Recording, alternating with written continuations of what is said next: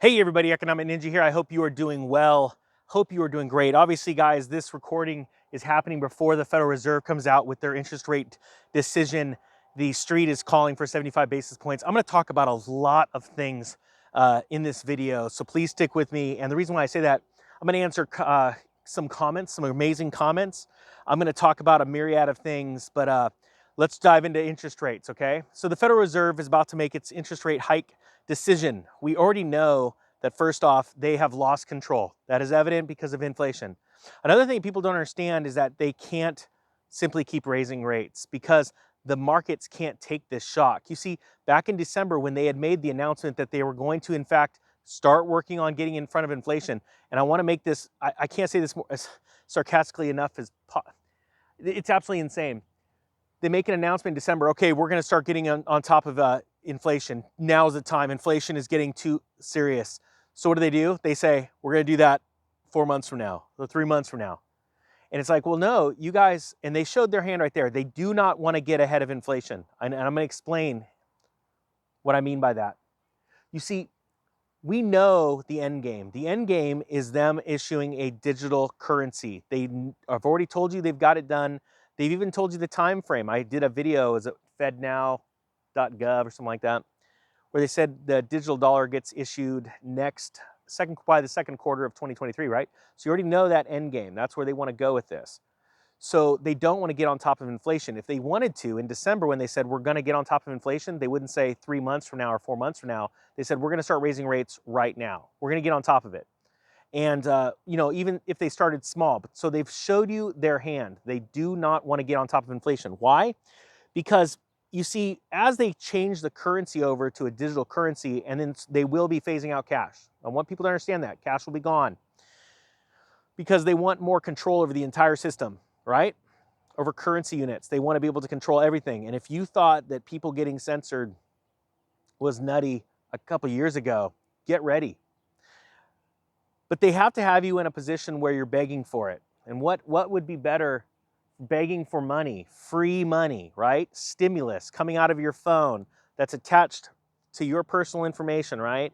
And just it appears and you have to use it or you lose it kind of scenario is if we're in some type of crisis. Now the Federal Reserve knows that as they raise rates, and that's when I made that announcement back in December, hey, get ready, mortgage interest rates are going to start exploding because the companies that are lending money for homes know a couple different things. Things are going to get nutty, so we're going to ask for more interest because we want more bang for our buck, literally. If we're going to be loaning money into a already super dicey real estate market, but also because why would I loan money to you at X if I can put it on a loan with the Fed, which to them is very safe, very secure, at X -1, right? Even though they're taking that -1, they go, that's safe and secure. I know where that money is and I'm making money on my money. So if we're going to loan it to you, the public, whether it be credit card debt, car loans or mortgages, we want more money for our money, okay? So the Federal Reserve understands that. Here's the other thing the Federal Reserve understands. They're going to break the system with this interest, not this exact interest rate hike, but very soon. The economy can't take it, and it's already showing right now. You see, mortgage applications, and I'm going to start diving into some of these notes, are falling off of a cliff right now, all right? And it says right here, real estate firms Compass and Redfin announced layoffs as housing market slows. And this story is a couple days old, but it's important to realize, they just filed with the Securities and Exchange Commission. Compass announced 10% cut to his workforce, and Redfin announced an 8% cut. If you would have asked me when I thought, honestly, mortgage rates were going to hit 6%, I would have told you mid to late summer. To see how fast it's happening is quite remarkable. And just so you know, there's going to be a little reprieve, I'm sure, that when this video is coming out is right after the announcement comes out, right? There's going to be a little bit of a reprieve and stocks are going to rally, okay? But I want you to understand, the reason why stocks have been falling is because companies are coming out with horrible, horrible earnings and even worse guidance for the future. Why? Because people are slowing their spending. Why is that happening? It's because interest rates are rising along with fuel, and it's causing food to increase and everything. So they have literally less money to spend on things they don't need. And what they're doing is they're running to things that they need, and that is causing inflation to spike heavily, all right? So that is very important for you to understand. So there is a 100% guarantee, all right, that the market's gonna break. The question is when, right?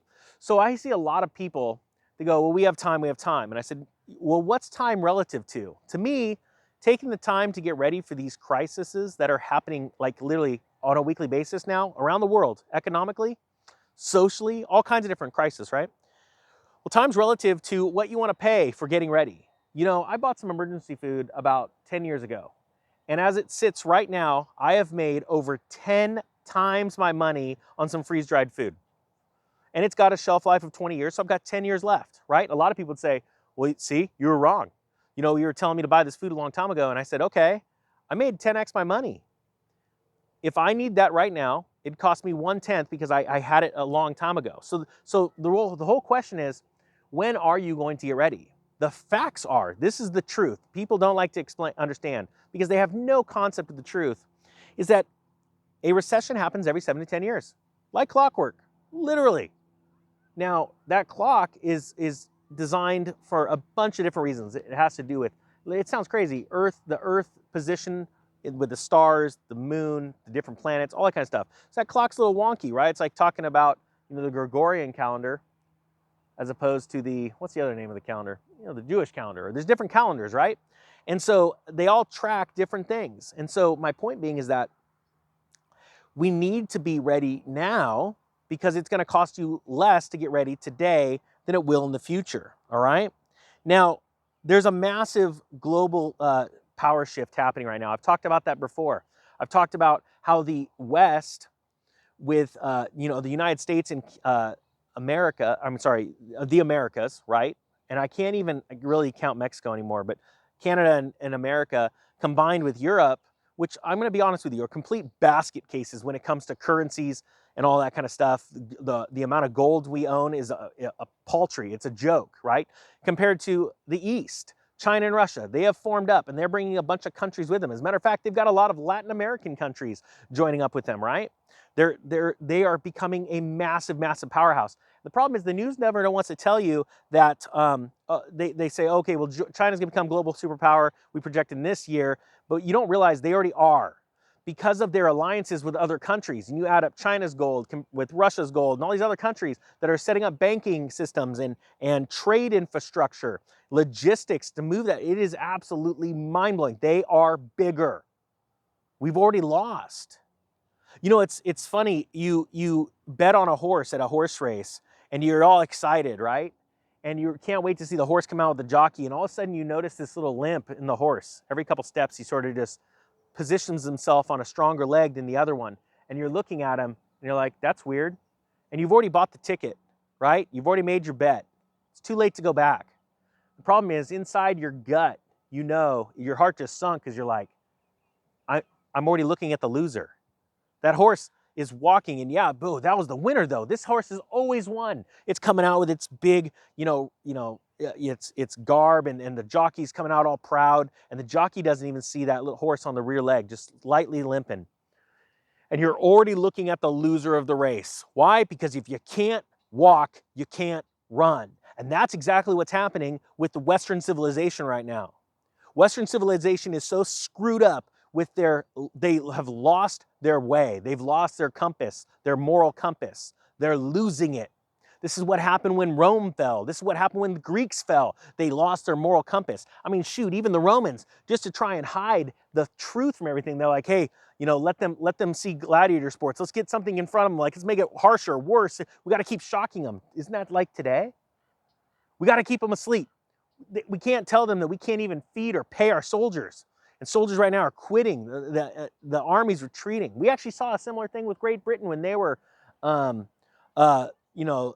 charge of the world. They were the global superpower before we took it. They were losing money. They were hemorrhaging. They were having to pull back their military, right? This is what's happening right now, and it is very, very serious. Now, here's a comment from an awesome subscriber, Kaylin. I'm going to read this real quick. It says, I work at a hotel in southern Utah, one of the fastest growing cities in the US. We had a busy time, everyone getting out of after COVID. They're totally slammed, right? Now it's really slow. Rates were crazy high, around $199 nightly. Well, rates have dropped to $50, trying to get customers in. Normally, we are extremely busy and full all summer. People are starting to hold on to their money. Vacation is over. This is very serious stuff. And actually, I'm teaching a course for this online, how to crash proof your business course that I'm putting together, because I have done a lot of consulting with business owners and even private individuals about their finances, their personal finances. And one of the things I teach, and I was talking about this, and that video is going to come out on this channel soon, is identifying when the problem starts. And like in this instance, in the hotel's instance, did they, where they're getting slammed, so they're hiring all these people, and now they're labor fat, right? They were so busy, and now they're going, oh crap, we've got to actually do something about this, because now we're paying all this labor and we have no money. And then what did the hotel do with the funds they were bringing in during the boom times? Did it all get paid out to the owners? Did they expand and take on more debt? These things are catastrophic to businesses. Now I've got another comment I want to talk about. And this is from a lady named Mari. And she says, I have a good understanding of the upcoming terrors, but have limited ability to prep as a single middle-aged working female. The problem with, once you have a realization of what's going on in life, like I did in 2006, and I started liquidating all my homes, you feel like it is going to happen tomorrow. But I want to reassure you, and I, again, will take this analogy from Alaskan Prepper, of a pot with a dripping faucet. Yeah, there's not a bunch of water coming out. It's like how much money you've got coming into your account. It's just like pennies. It's just dollars, right? It's not hundreds of thousands of dollars. The faucet's not racing. But when you take that pot and put it under the water, does it not fill up, even at one drip every second, as opposed to filling it full bore? Yes, it does fill up. Does it fill up slower? It does. But the fact is, you got there. You got the pot filled with water. And the same thing is about preparing. It literally is as easy. And I'll give you an example. I had a comment the other day from someone that says, I could barely make my bills right now. I don't know what to do. As a matter of fact, my DirecTV got canceled because I have non-sufficient funds, but I'm going to focus on my mortgage. You know what I'm here to tell you? You should have canceled the DirecTV a long time ago, and then taken that money and either saved it, invested it, or bought food off to the side. The whole point is recognizing where you are today. Stop looking at other people and, oh, they make money and they're preparing and they've got all this food storage and I don't, because I don't have the money. Take the pennies you have today and do something with them. It is vitally important, vitally important. And think about this and be excited. Even if you have not much and you have $10, and I hear it all the time from people, I don't have $10. I guarantee you, if you were in front of me right now, I'd know you have 10 bucks. You have to look at things positive and stop looking at things negative. Stop looking at things as the glass is half empty, and start thanking the Lord that you got a glass with something in it. And then what happens, this miracle really does happen. And I want to share this with you. The second you start being grateful for the little bit you have, all of a sudden someone's going to trust you with more. I want you to get that through your mind. It is vitally, vitally important that you start to change your outlook. Trust me, I got negativity in my life too. I got people that are super negative and they can accomplish nothing. So they all of a sudden think that you can accomplish nothing, that I can accomplish nothing. I'm not fearless. I have fears. I have faults. I'm a screw up. But there are certain things I know I can do, and I'm going to do them. I'm going to focus on my strengths and not my weaknesses. So to the lady saying that right now, you might be middle-aged, but guess what? You got the rest of your life to go. You're in the middle. The race is half over. Are you going to finish strong, or are you going to quit? I want you to finish strong, and I think that is very, very important to get that through. So when you have a couple dollars, buy a little bit of top ramen, buy a jar of pasta sauce and a thing of pasta, and store it properly in a proper bag so that it lasts long. Put it in a 5-gallon bucket and say, I've got a meal for the future. And before you know it, you got 2 meals, 3 meals, 4 meals. I hope you get my point. Here we go. Here's sort of a dumb comment. I'll give this to you. I'm going to get into the shade, actually, if you guys don't mind. I'm going to take you guys for a walk. We're going walking with a ninja. A little warm out here. If you notice this, the Ninja's a little fair complected. Here's a comment. It's probably not the best. Any fancy dream car won't be practical before or after a crash, Mr. Ninja. And he used multiple exclamation marks, freaking out. You're still thinking / dreaming of some kind of recovery after the fact that won't be coming this time. The word fool comes to mind. Ooh. This person is no longer with us on this channel, just so you know. But this is what I answered. So this crash will be different than any other time an economy has crashed since the time the Romans ran the world. Copy. See, that guy's an idiot. See, the truth is, every time there's an economic collapse, even the Great Depression, we not only came out of it, we came out of it stronger. Even during the Black Death, Black Plague, after all that, it was horrible. It's never going to change. We gave birth to the Renaissance, a whole new way of thinking. I want you to start thinking positive. Don't be an idiot like that guy. That guy is so wrong. He is going against literally thousands of years of economic history. But this time it's different. No, you're a moron. And I hope you understand that I'm insulting you. Because hopefully, through my insults, you try and prove me wrong. You go, no, somewhere there was a crash that never recovered. Don't be an idiot. Even over in horrible third world country situations where there's collapses and they last 100 years, guess what? There's a day, there's another day. And to be honest with you, there's not a whole lot of those. I want people to be positive and think positive. We don't need that kind of crap around us. With that being said too, this is the time to seriously reevaluate who you're hanging out with, who your friends are. Are they dragging you down? Or are they lifting you up? Maybe it's time to find yourself some new friends. With that being said, do me a favor, hashtag friends in this video. And I know you made it this far. Because I think this is, and let me know if that's you. Hey, I got people dragging me down. I need to be around positive people. And if you can't find positive people right now, then find positive people on YouTube. There's lots of great content creators, people that will talk to you, walk with you on the lake. Hey guys, I got a good one for you today.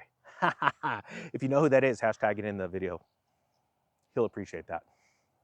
We're just hanging out down the lake. Got a good one for you today. There's lots of good people on the internet, but then I truly believe if you start saying it out loud, I'm going to attract good people. I'm going to find new friends that help lift me up, but also I'm going to find people that I can help. You see, because it's good for your soul, your spirit, when you help others, okay? It encourages you, it emboldens you, all right? So don't be like that. Oh, and just so you know, let me give you the whole car breakdown. The story when I wanted to buy a Ferrari, because I wanted one so bad, because I wanted to impress a bunch of idiots that I didn't even have respect for. I learned that lesson finally. But I was young, I was in my early 20s, so I saved up enough to buy a Ferrari F355, a 1996 F355. I'm gonna set you guys down.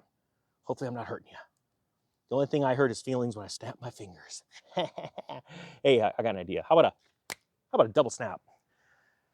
So I saved up for this F355 in 2004, 2005 to get one of these cars with 20,000, about 30,000 miles on it. Would cost around 50,000 bucks. Saved up for the cash to go buy this car cash. Beautiful car. I couldn't pull myself to do it because as much as I wanted to impress people and seem really cool, I already had $1 million in net worth right about then. So to buy a $50,000 car wasn't that big of a deal. I just couldn't do it. I couldn't, look at my kids and go, instead of going to Disneyland, I'm gonna go get an oil change on my car. I go, there's better ways to spend the money. So I took the car money, I actually bought a replica because I loved looking at the car so much. That was made for a movie. I got photos of it. I'll have to show you guys one day. And then I bought myself a diesel truck cash because I was flipping homes so much. I need a bigger truck to carry bigger weight, all that kind of stuff, heavy equipment, things like that. And so when the crash happened in 2008, that exact same car I was able to, and I didn't do it again, pick that same car up, same mileage for $25,000, the real Ferrari, right? And now that same car sells for about a little over $100,000 to $120,000. So to the smart guy giving those comments, this isn't going to do you any good. You're a defeatist and a moron. And I just want to call it out. You, I think, need to be told the truth. especially because you're rolling around YouTube like a little troll, not with a picture, a profile picture, of course not, and using exclamation marks. The only person you're hurting is yourself. All right. Wholesale prices. This is very important too. I want you to understand. Wholesale prices rose to 10.8% in May, near a record annual pace.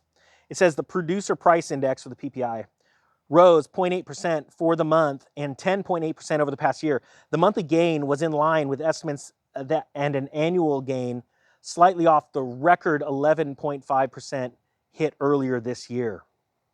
The data is significant in that the prices at the wholesale level feed through to consumer prices. That means next month, our inflation gauge, you know, that crappy one that the government keeps changing to hide things, because they're the Wizard of Oz guy. They're the guy behind the green curtain saying, please don't see anything, and it's green, the Emerald City, because the dollars are green. I want you to understand the parallels here. And they don't want you to walk down the golden brick road. And just so you know, Dorothy's slippers were originally silver. It was silver when she clicked it together, got everything out of the way. The bad dream was over, right? I want you to understand these parallels. They're changing these numbers. They don't want you to know the reality. Just like today with the Fed, gold can go up, gold can go down. The market's going to gyrate. It's going to go probably up. Oh, yes, you raised rates. And then like about 2 days later, they're going to go, oh, crap, you raised rates. This is bad. And I want you guys to understand why that's bad, because things are about to get a lot more expensive, because you have a time where inflation is cruising up, and now you have a time where interest rates are cruising up. You have the perfect storm, just like 1980 to 1982. And that's going to be exciting. Why? Because you're going to see mortgages over 20%. I know it sounds crazy, but don't worry. The only thing separating me from being right is some time, because it takes time for markets to evolve and to get to that point. So I want you guys to understand how big of a deal that is. And yes, am I going to be buying houses at 20%? Yes, I will be. I'll be crushing it. Will I be buying Bitcoin at 12,000 because I think it's going to go down that low? Yes, I will be. Did I sell any of my Bitcoin right now? No, I didn't sell any Bitcoin, because you just never know if you're right or wrong. I'd rather buy in weakness, sell into strength, than to sell thinking it's going to go weak and then it goes up. So that's the number one thing you've got to be aware of. It's very, very important. Hey guys. So I love being out at the park, kiddos running around and having fun, beautiful sunshine. But with that being said, I don't want to take up all of your time. We're going to see what happens. You know, I do believe we're going to see between 50 and 75 basis points. To be honest with you, I think they're going to do 75 because they want to come out super strong. Do I think they're going to get past this 75 basis point hike? Nope. Like I said before, I do not think we get past 1.25% Fed funds rate without a crash. So you're going to see what's going to happen in the next 30 days after they raise these rates. All right, guys, that being said, I thank you so much for watching. The Economic Ninja is out.